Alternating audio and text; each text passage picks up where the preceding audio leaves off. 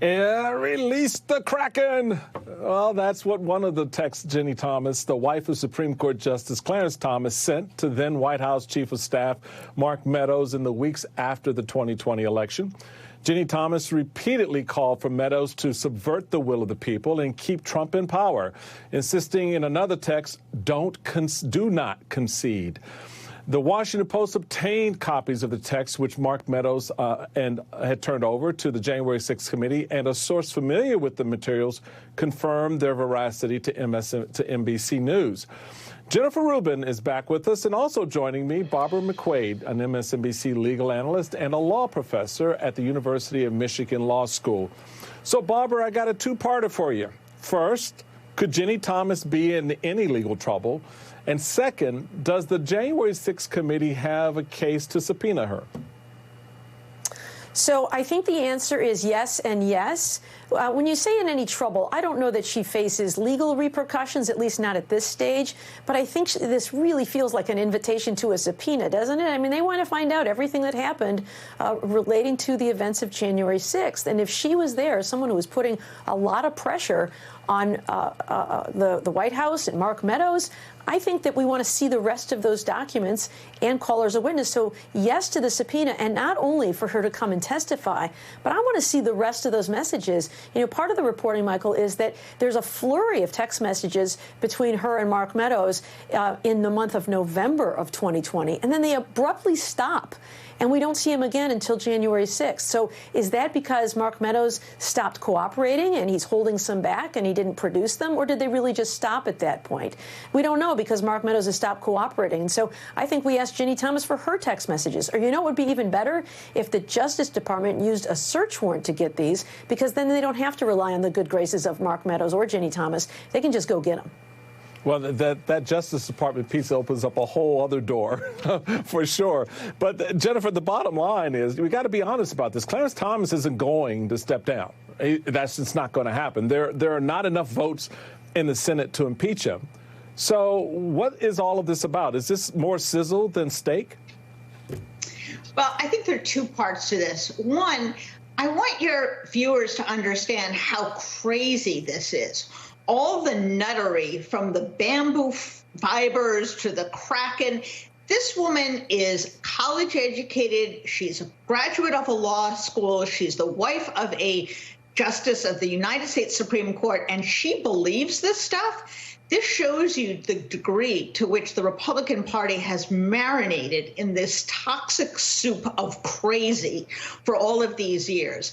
And if you think the problem is just some uneducated person out there in the heartland, no, it goes all the way up to the top of the elites, the supposed elites of the Republican Party. So I think, first of all, it's a political statement on how crazy this party has become and what a real threat they are to democracy. But I think the second issue is Clarence Thomas, like all justices of the Supreme Court, has only one thing at his disposal. He doesn't have an army. He doesn't have an enforcement force out there. All he has is credibility, and all the court has is credibility. And if the American people see that in two cases, one involving a request to throw out a bunch of states that Biden won, and another on challenging the National Archives that was going to turn over information to the January 6th committee.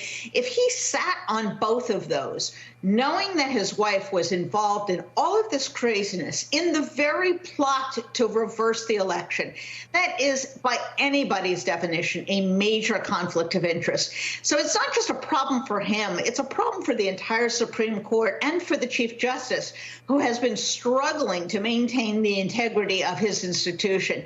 So I think this is not only a problem from Clarence Thomas, this is a problem for Chief Justice Roberts, and perhaps they can clean this up going forward, but they also have a problem in the rearview mirror, which is a couple cases where it sure looks like he ruled in cases in which his wife was, shall we say, involved in the actions. And by the way, she does mention that she talked to her best friend about these events, and her best friend is widely known to be Clarence Thomas. Interesting point. But there are other cases potentially out there, Barbara. So even if he won't, can we at least get on the record, should Clarence Thomas recuse himself from the January 6th related cases?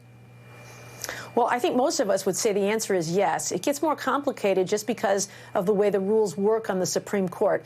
And there is a lot of deference to the decisions of the Supreme Court as one of the three branches of government, that we don't want to have heavy-handed rules restricting them. But nonetheless, I think that for him to stay on, as Jennifer just said, would so undermine the credibility of the court. It's already reeling and playing defense. And to have him deciding cases that could have an impact on his wife, I think is really deeply disturbing. You know, lower courts have this much higher bar that they have to surmount before they can stay on a case and decide a case. A judge should recuse himself not only if there's an actual conflict of interest, like a financial stake for a family member or their spouse is an actual party to the lawsuit, but if there is an appearance of a conflict of interest, that is, their impartiality could fairly be questioned by a member of the public. And if that's the case, then judges at the district court level and the circuit court level are supposed to recuse themselves.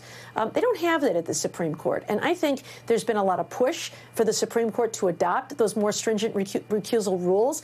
And I think this is the kind of thing that if Chief Justice Roberts really cares about the institutional legitimacy of the Supreme Court, maybe it's time to reconsider that. Because if we see Clarence Thomas deciding these cases, and as Jennifer said, we've already known of at least one, he is the sole dissenter on the case in which Donald Trump challenged the documents that were being produced by the National Archives to the January 6th committee by asserting executive privilege. All 8 other justices says that's nonsense and they should be turned over. Clarence Thomas stopped that. Is it because he knew that his wife's text messages were among those documents that would cause not only her embarrassment, but maybe him embarrassment? The idea that he's deciding those cases, it should be deeply disturbing to all of us.